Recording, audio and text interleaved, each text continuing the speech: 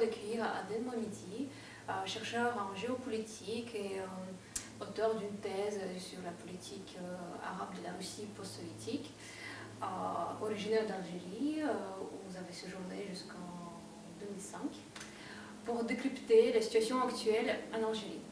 Alors Adel, qu'est-ce que vous pensez des événements du 22 février en Algérie et est-ce qu'on peut parler d'une véritable révolution? Je pense en effet que nous pouvons parler, dans le cas algérien, d'un véritable processus révolutionnaire. Ce qui s'est passé en Algérie le 22 février, ça a été véritablement l'enclenchement d'un processus révolutionnaire, puisque l'objectif in fine, c'est de changer de régime. Donc ça correspond bien à la définition d'une révolution. Sauf que la révolution algérienne a deux caractéristiques qui me semblent intéressantes. La première caractéristique, c'est que c'est une révolution populaire, même si les classes moyennes, et notamment les classes moyennes paupérisées, ont participé depuis le 22 février au mouvement. Mais nous pouvons parler d'une révolution populaire, notamment puisque aucun leader d'opinion, aucune classe, on va dire, intellectuelle n'a poussé les Algériens à sortir.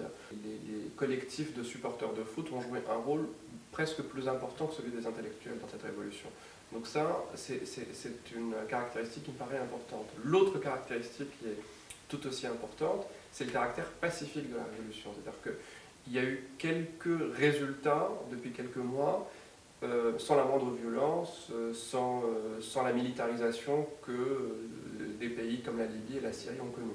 Donc depuis le 22 février, nous pouvons parler d'un processus révolutionnaire, pacifique et populaire.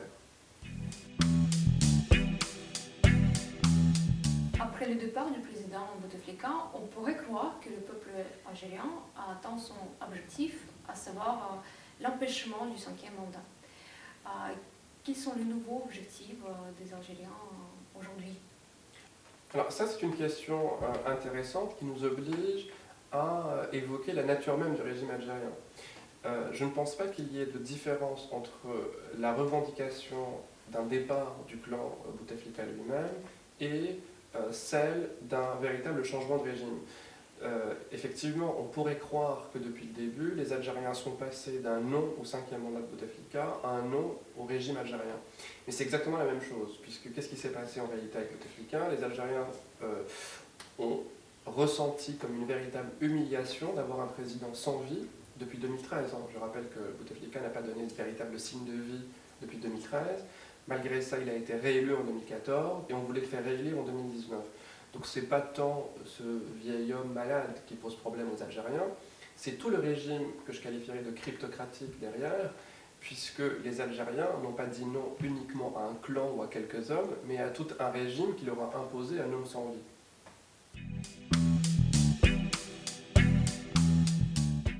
Adlène, le contexte que tu décris nous amène à une question de savoir quel est le véritable rôle de l'armée aujourd'hui.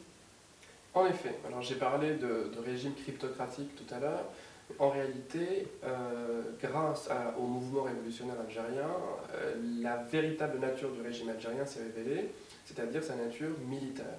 Donc on a vu le chef d'état-major, par exemple, prendre les devants, hâter l'éviction du président Bouteflika, et il apparaît aujourd'hui comme l'homme fort du pays. Donc on peut dire aujourd'hui que sur le plan politique, mais aussi d'ailleurs sur le plan économique, et aussi s'agissant même de la corruption en réalité qui gangrène le pays, l'état-major est le principal acteur politique du pays, et le régime politique, malgré les promesses de Bouteflika quand il est arrivé au pouvoir en 1999, aujourd'hui le régime algérien est clairement un régime militaire, on peut même parler de dictature militaire, surtout d'ailleurs depuis quelques mois.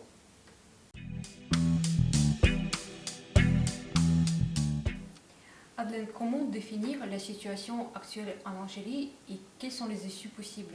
Parce qu'aujourd'hui, nous avons un président par intérim qui n'a pas réussi à organiser les élections présidentielles dans les délais. Il y a des discussions qui ne semblent pas être acceptées par le peuple algérien. Alors, les questions légitimes qu'on peut se poser, alors qu'est-ce qu'on fait maintenant? C'est quoi la suite?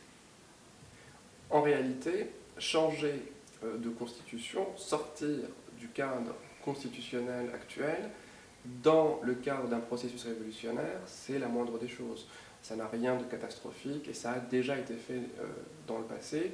D'autant qu'aujourd'hui, il y a en Algérie une véritable soif de démocratie, une soif de politique plus généralement, puisque les Algériens veulent réécrire eux-mêmes les règles du jeu, veulent se choisir eux-mêmes une nouvelle constitution. Donc cette ruse institutionnelle est d'autant, j'ai envie de dire, plus ironique que les institutions elles-mêmes aujourd'hui ne fonctionnent pas très bien.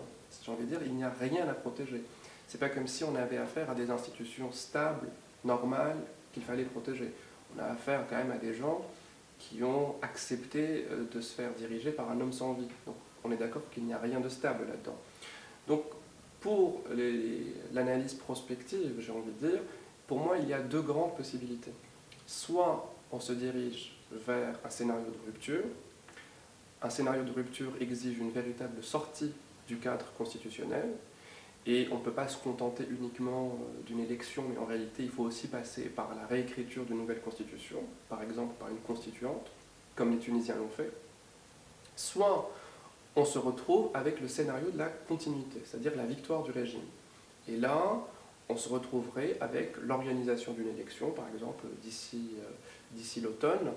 Et là, on peut dire qu'un tel cas de figure serait une sorte d'échec du processus révolutionnaire, d'une victoire, il s'agirait d'une victoire du régime algérien, et là, on aurait une élection de façade, comme le pays on a connu beaucoup depuis 1962, et c'est la fin de la révolution. Donc pour moi, il y a soit la rupture, soit la continuité.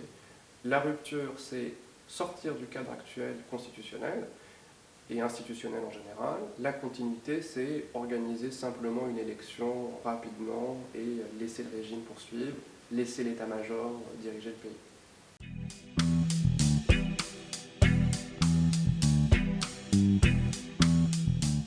Merci beaucoup à Glenn et n'oubliez pas de vous abonner au AS Labs TV.